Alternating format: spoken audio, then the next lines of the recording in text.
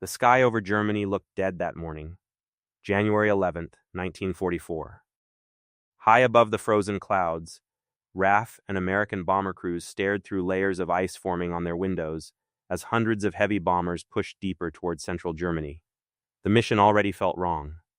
Luftwaffe fighters had been shadowing the bomber stream for almost 20 minutes without attacking. Veteran crews understood what that meant.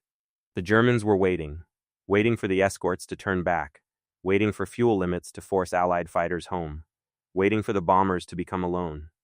Inside one escort fighter, a Royal Air Force pilot tightened his gloves around the controls and glanced at his fuel gauge again.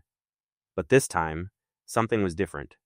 He was still there, still flying beside the bombers, still moving east toward Germany long after older escort fighters would have disappeared back toward England. Below him, frozen rivers cut through the German countryside like cracks in steel. Ahead, black smoke from anti-aircraft batteries rose into the winter sky. And somewhere beyond those clouds, German pilots were beginning to realize something had changed. Then they appeared. Dark shapes burst through the sunlight above the bombers. Messerschmitt Bf 109s and Focke-Wulf 190s diving fast out of the high clouds. Radios exploded with warnings. Machine guns opened across the sky. Bombers tightened formation as tracers ripped through the freezing air. RAF pilots rolled hard into the attack. One British pilot shoved the throttle forward and felt the aircraft surge beneath him with terrifying smoothness. The engine roared like something alive. Faster. Higher. Harder. The aircraft responded instantly. This was not a Spitfire. This was the American P-51 Mustang, and many RAF pilots still did not fully trust it.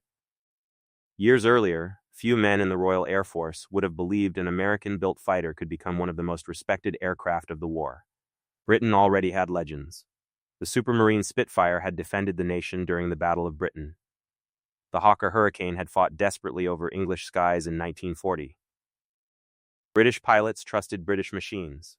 American fighters, at least early in the war, often carried a reputation for being heavy, awkward, or poorly suited for European combat.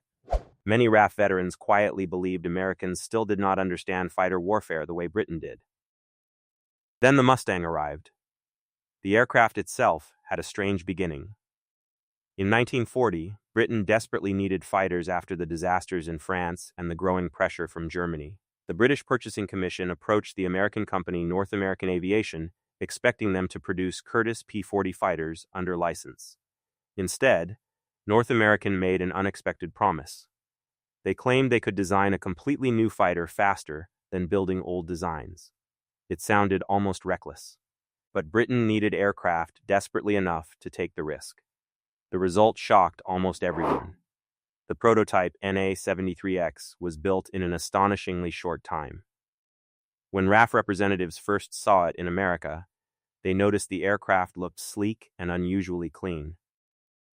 The long nose, low-mounted wing, and aggressive shape gave it a different appearance from most fighters of the period. But appearances meant little in wartime. Pilots cared about performance, and early performance created mixed reactions. The first Mustangs delivered to Britain in 1941 used the Allison V1710 engine. At low altitude, the aircraft performed well. It was fast, stable, comfortable over long distances. RAF pilots praised its visibility and handling. Some called it one of the easiest fighters to fly. But at high altitude, where air battles over Europe often happened, the engine struggled badly. Performance dropped sharply above 15,000 feet. Against German fighters at altitude, the early Mustang simply lacked power. Many RAF pilots initially saw it as useful, but limited. The aircraft found work in reconnaissance missions and low-level attacks rather than major fighter operations. Some British pilots liked its range and stability. Others considered it a disappointing near success. They could feel the potential trapped inside the airframe, but something was missing. That missing piece arrived through one of the most important engineering changes of the war. In Britain, aviation experts began wondering what would happen if the Mustang carried the Rolls-Royce Merlin engine, the same legendary power plant used in many Spitfires.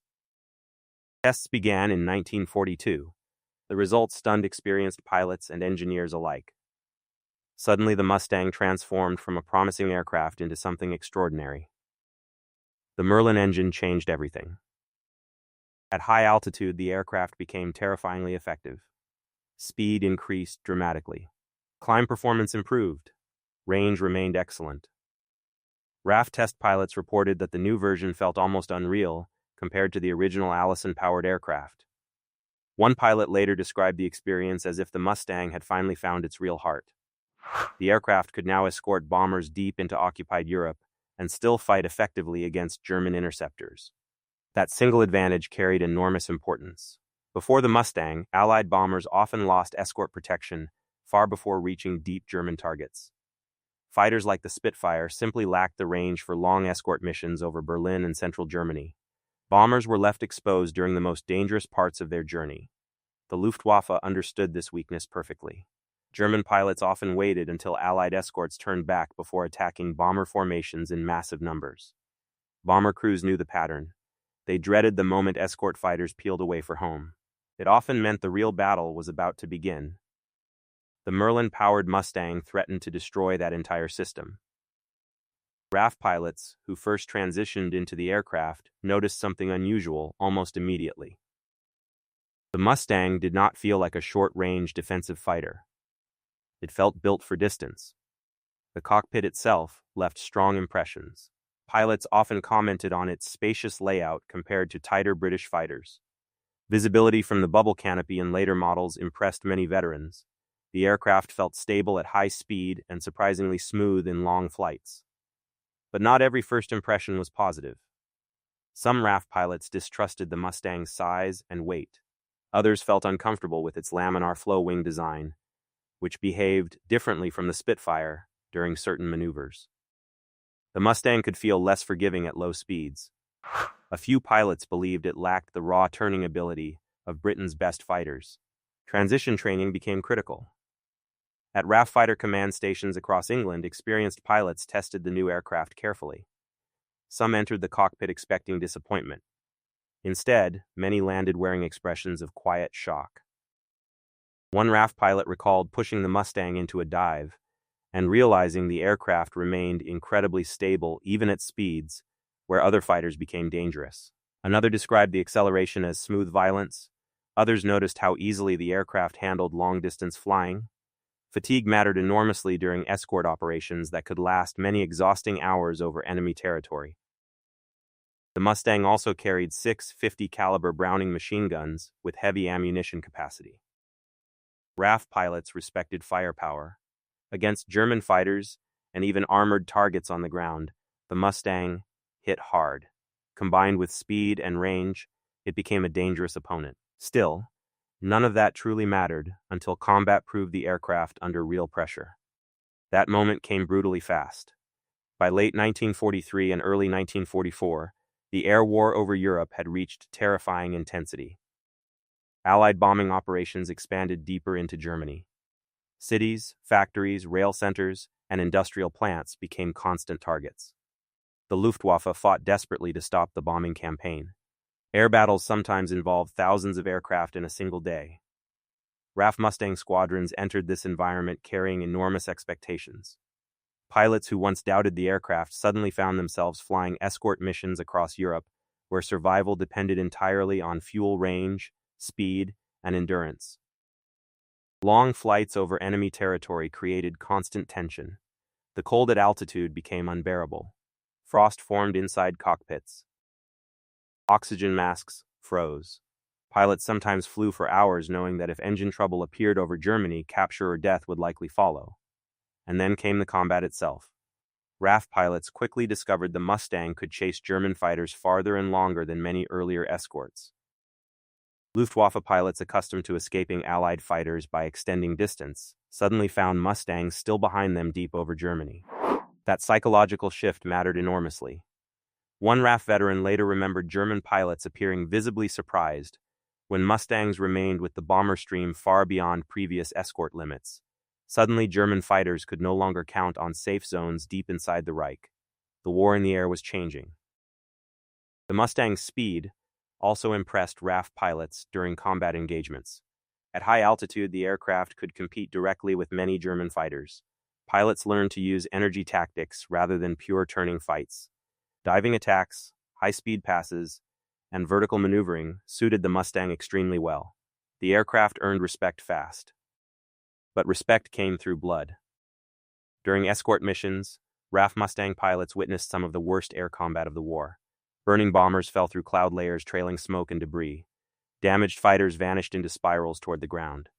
Anti-aircraft explosions shook aircraft violently at altitude. Pilots sometimes returned to England with bullet holes through wings, fuselages, and canopies. And through all of it, the Mustang kept flying. Many RAF pilots later admitted that the aircraft changed their confidence during long missions. Earlier escort operations often carried a feeling of helplessness once fuel limits approached. Mustang pilots instead felt capable of staying with bombers almost all the way to target and back. That changed morale inside Allied air forces. The Luftwaffe noticed too. German reports increasingly mentioned long-range American fighters appearing in places they had not expected. RAF and American Mustang units began attacking German fighters aggressively before they even reached bomber formations. Some missions turned into sweeping fighter hunts across occupied Europe. One RAF pilot described the experience of flying the Mustang over Germany for the first time as deeply unsettling. Not because of fear alone, but because the aircraft allowed them to go farther into enemy territory than ever before. Cities, airfields, rail lines, and factories passed below hour after hour. The distance itself felt unnatural compared to earlier fighters. You can almost feel the exhaustion inside those cockpits. Hours in freezing air, constant radio chatter, eyes straining across endless clouds searching for movement. Every dark speck in the distance could mean death, approaching at hundreds of miles per hour. Yet despite the danger, many RAF pilots quietly fell in love with the aircraft. Some praised its reliability, others admired its endurance. Many respected the Merlin engine above all else. The sound of the engine became unforgettable to those who flew it. Smooth, but powerful. Controlled, but dangerous. RAF pilots also appreciated something less dramatic, but equally important: survivability. The Mustang could absorb punishment and still return home. Stories spread through squadrons about damaged aircraft, limping back across the channel, with shredded control surfaces or cylinders barely functioning. Ground crews developed enormous respect for the aircraft's engineering. But combat also exposed weaknesses. At lower speeds and during certain turning engagements, some RAF pilots still preferred the Spitfire's agility. The Mustang required discipline.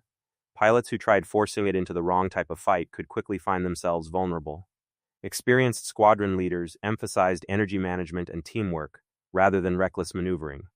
Training evolved fast.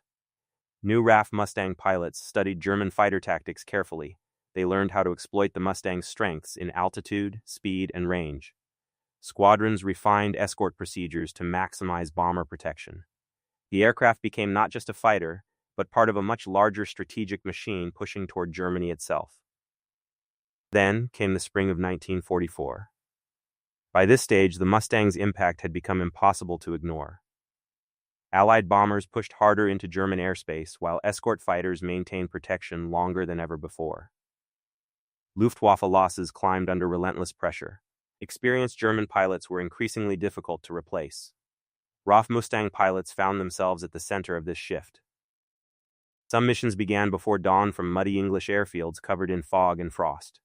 Ground crews loaded ammunition under dim lights, while pilots received target briefings inside cold operations rooms. Maps covered walls. Weather officers warned about cloud systems over Europe. Intelligence reports described expected German fighter responses. Then engines started. Rows of Mustangs roared to life across RAF stations. Pilots taxied through darkness toward takeoff. And within minutes, long silver formations climbed eastward over the channel toward occupied Europe. Many RAF veterans later remembered those flights, not as moments of glory, but as hours of tension. Escort missions demanded constant attention. A single mistake could destroy bomber formations or leave fighters isolated deep over enemy territory. Still, the Mustang gave them something earlier fighters often could not: options. Fuel range allowed commanders flexibility. Pilots could pursue enemy fighters farther, they could remain near bombers longer, they could sweep ahead of formations hunting Luftwaffe aircraft before attacks even began. That operational freedom slowly shifted momentum in the air war. The psychological effect became enormous. Bomber crews noticed Mustangs remaining overhead during stretches of missions where escorts once vanished. German pilots encountered Allied fighters in regions previously considered relatively safe. RAF commanders increasingly trusted long-range escort operations. And RAF pilots themselves began speaking differently about the aircraft. Early skepticism faded into professional respect. One veteran later admitted that before flying the Mustang, he believed no American fighter could truly match Britain's best designs. After combat missions over Germany, he completely changed his view. Another pilot described the aircraft as giving Allied air forces reach. That single word mattered deeply. Reach meant pressure. Reach meant persistence. Reach meant Germany could no longer easily escape fighter cover. By summer 1944, the Mustang had become one of the defining fighters of the European air war. RAF Mustang squadrons participated in bomber escorts, fighter sweeps, attacks on transportation networks, and support operations connected to the invasion of Normandy. Pilots flew through anti-aircraft fire, terrible weather, and constant combat pressure. The aircraft's versatility impressed many crews. It could fight enemy aircraft at altitude and still perform ground attack missions effectively. Some RAF pilots even described it as strangely comfortable for long operations compared to earlier fighters. That mattered during exhausting wartime schedules. But war remained brutal regardless of aircraft quality. RAF Mustang squadrons lost pilots constantly. Friends vanished during missions and never returned. Some aircraft disappeared into cloud banks during combat. Others crashed on return flights after damage or fuel exhaustion. Airfields across England filled with empty beds and silent mess halls. The Mustang improved survival odds. It did not make war safe. And perhaps that reality shaped RAF opinions more than anything else. Pilots respected aircraft that brought men home. Again and again, the Mustang proved capable of doing exactly that. There were moments during escort missions when RAF pilots realized they still had enough fuel to protect bombers during withdrawal from Germany itself. That simple fact would have sounded impossible earlier in the war. Bomber crews noticed it too. The sight of Mustangs remaining overhead during the return journey boosted morale enormously. Even German pilots began acknowledging the aircraft's effectiveness. Captured Luftwaffe reports and post-war interviews revealed growing frustration with Allied long-range escorts. The Mustang's combination of range, altitude performance, and aggressive tactics created relentless pressure. German pilots could no longer rely on limited escort coverage, protecting them after attacks. RAF pilots sensed this shift during combat. Some noticed German formations breaking away earlier than before. Others observed fewer coordinated attacks against bombers as the Luftwaffe struggled against constant escort presence. Air superiority did not arrive overnight, but many Mustang pilots understood they were watching momentum change. And still, after all the statistics and strategy, the strongest memories remained personal. The freezing cold inside the cockpit at dawn, the smell of fuel and gun oil before takeoff, the vibration of the Merlin engine through the controls, the fear before crossing the enemy coast, the sudden violence of fighters appearing through clouds, the relief of seeing England again after hours over hostile territory. RAF veterans carried those memories long after the war ended. Decades later, many spoke openly about their first experience flying the Mustang. Some remembered skepticism, some remembered curiosity, many remembered shock at the aircraft's performance. A few even admitted they initially resented how quickly they grew attached to an American fighter. But over time, affection replaced doubt. One RAF pilot later described the Mustang as a machine that gave confidence. Another remembered how calm the aircraft felt at high altitude compared to earlier fighters during long escort work. Several veterans praised the Merlin-powered versions specifically, calling them among the finest piston engine fighters ever built. And perhaps the most revealing detail came from pilots who had previously flown Spitfires extensively. Many still loved the Spitfire emotionally. It remained iconic, beautiful, deeply connected to Britain's survival during the darkest days of the war. But when discussing long-range escort missions over Germany, Some RAF veterans admitted they preferred having the Mustang beneath them, because the Mustang could take them there and bring them back. On certain evenings after missions, surviving pilots gathered quietly inside RAF mess halls while intelligence officers collected combat reports. Cigarette smoke filled the air. Men sat exhausted beside cups of tea or whiskey. Some spoke loudly about combat claims and damaged aircraft. Others stayed silent, thinking about missing friends. And during those conversations, opinions about the Mustang slowly changed forever. The aircraft that many had once viewed as an outsider became one of the most respected fighters in Allied service. Not because of propaganda, not because of politics, because pilots trusted it with their lives. By the final year of the war, the Mustang's reputation had spread across Allied air forces. RAF pilots continued flying dangerous escort and attack missions as Germany weakened under relentless pressure from air and ground offensives. Luftwaffe resistance remained fierce in places, but the balance had shifted. And high above Europe, the sound of Merlin engines carried that change across the sky. For many RAF pilots, the first flight in the Mustang remained unforgettable, not because it felt strange, but because it felt like flying the future. Faster escort coverage, longer reach, greater freedom over enemy territory. The aircraft represented a new stage in air warfare itself. Some pilots described their first Mustang flight as exciting. Others called it surprising. A few called it beautiful. But many veterans eventually settled on a simpler truth.